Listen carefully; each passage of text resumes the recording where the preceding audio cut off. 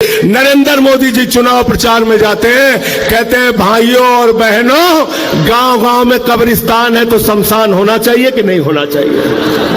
क्या कहते हैं? क्या कहते हैं? भाजपाई शमशान बना सकते हैं, आपके बच्चों के लिए स्कूल और अस्पताल नहीं बना सकते। याद रखना, याद रखना।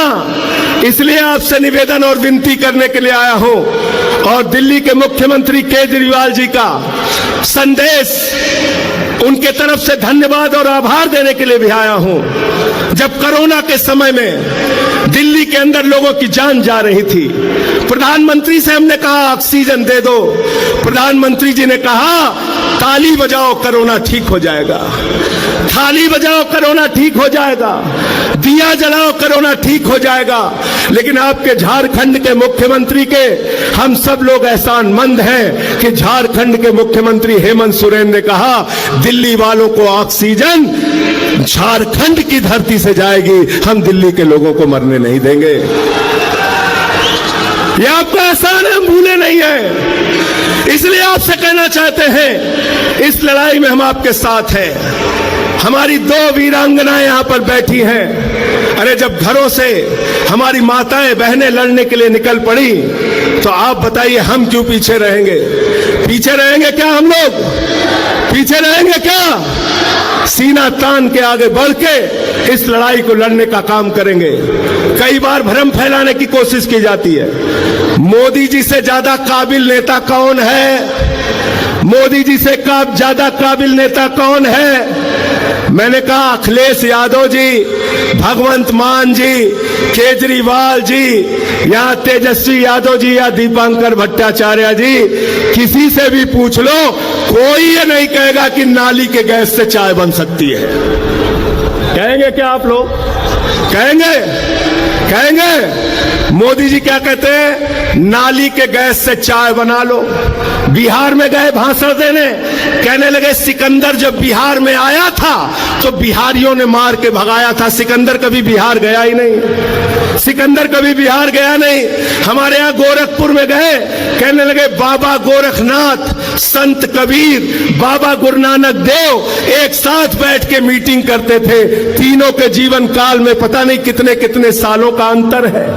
मोदी जी झूठ बोलने की फैक्ट्री है। मैं कहना चाहता हूं, अगर मोदी जी की गारंटी है तो एक ही गारंटी है, झूठ बोलने की गारंटी, और उनकी पार्टी का नाम है भारतीय झूठा पार्टी।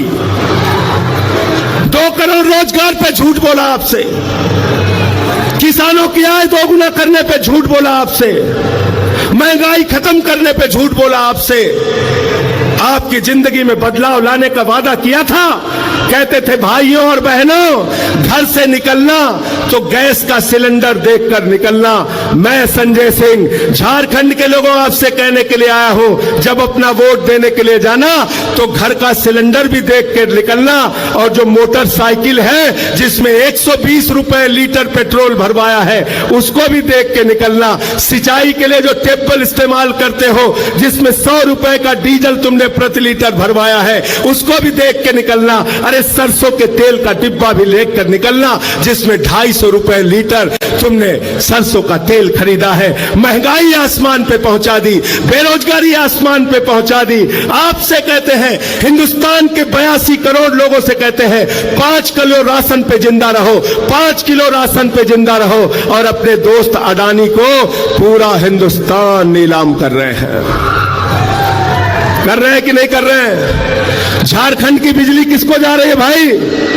किसको जा रही है झारखंड की बिजली? बांग्लादेश को। किसको जा रही है? झारखंड की अडानी की बिजली जा रही है बांग्लादेश को। आपसे कहते हैं बांग्लादेशियों को भगाना है, और अडानी को कहते हैं बांग्लादेशियों को बिजली पहुंचाना है। बिजली पहुंचाना है। 2.5 लाख करोड़ का कर्जा अडानी को, सेल अडानी को, रेल अडानी को, बिजली अडानी को, पानी अडानी को, कोयला अडानी को, गैस अडानी को, पोर्ट अडानी को, एयरपोर्ट अडानी को, पूरा हिंदुस्तान अडानी को, और नौजवान के हाथ में 4 साल की नौकरी, अग्निवीर योजना की नौकरी।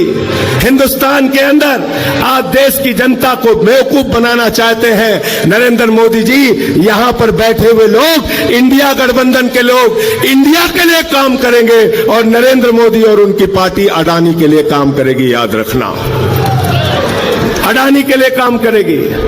और इसलिए आपसे हाथ जोड़कर विनती करने के लिए आया हूं, निवेदन करने के लिए आया हूं। वोट देने के लिए जाना तो हेमंत सोरेन जी का चेहरा याद करके जाना, जिस तरह से उनके ऊपर अत्याचार किया गया।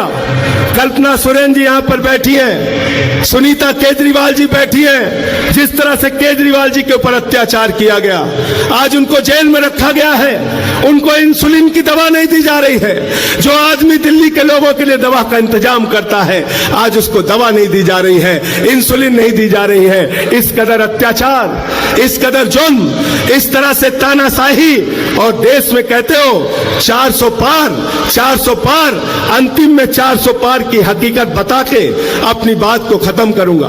पिछले 10 साल में ऐसे झूठे नारे देके आपको गुमराह करने का काम बीजेपी वालों ने किया। बंगाल में गए, बोले 200 पार, 200 पार, 200 पार, आई वहां पे 77 सीट। दिल्ली में गए, कहने लगे 45 पार, 45 पार, 45 पार, आई वहां पर 8 सीट। झारखंड में आए, बोले 65 पार, 65 पार, 65 पार, यहां पे इनकी 20-23 सीट आई। हरियाणा में गए, बोले 75 पार, 75 पार, 75 पार, आई वहां पर 40 सीट। मिजोरम में गए, बोले 21 पार, 21 पार, 21 पार, आई वहां पर 1 सीट। ये 400 पार का नारा फर्जी नारा है। इस बार इनको कहना है तड़ी पार, तड़ी पार, तड़ी पार। 400 पार को क्या कहना है आपको?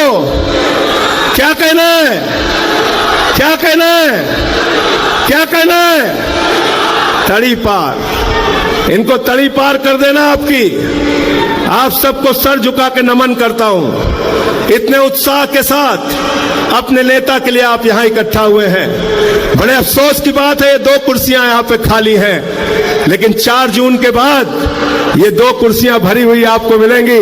दोनों नेता हेमंत सोरेन जी, अरविंद केजरीवाल जी बाहर होंगे और देश के अंदर 4 जून को बदलाव होगा। इंडिया गठबंधन की सरकार बनेगी और भाजपाइयों का पूरे देश से सफाया होगा।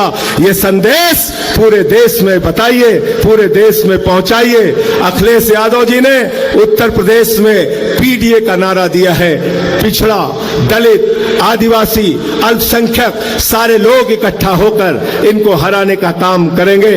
और ये तो किसी के भी सगे नहीं है, किसी के भी सगे नहीं है। आपने देखा क्षत्रिय समाज के लिए कैसी टिप्पणी की। भाजपा सरकार के केंद्र मंत्री रूपाला ने क्षत्रिय समाज के बहु बेटियों पे सवाल उठाया। मैं कहना चाहता हूं राजपूत समाज के लोगों, अगर जरा सा भी स्वाभिमान तुम्हारे अंदर है तो भाजपा को इस बार अपने वोट की ताकत से सबक सिखाने का काम करो और इनके खिलाफ वोट दो। इनका झंडा उठाना बंद करो। इनको कंधे पर बैठा के तुमने कहां से कहां पहुंचा दिया और आज ये तुम्हारी बहु बेटियों पे सवाल उठा रहे हैं। इसलिए मैं फिर से एक बार आपको नमन करते हुए, प्रणाम करते हुए आज की कामयाब रैली के लिए झारखंड मुक्ति मोर्चा के सभी नेताओं को बधाई देते हुए, इंडिया गठबंधन के सभी नेताओं और कार्यकर्ताओं को बधाई देते हुए, जोहार झारखंड, जय हिंद, जय हिंद।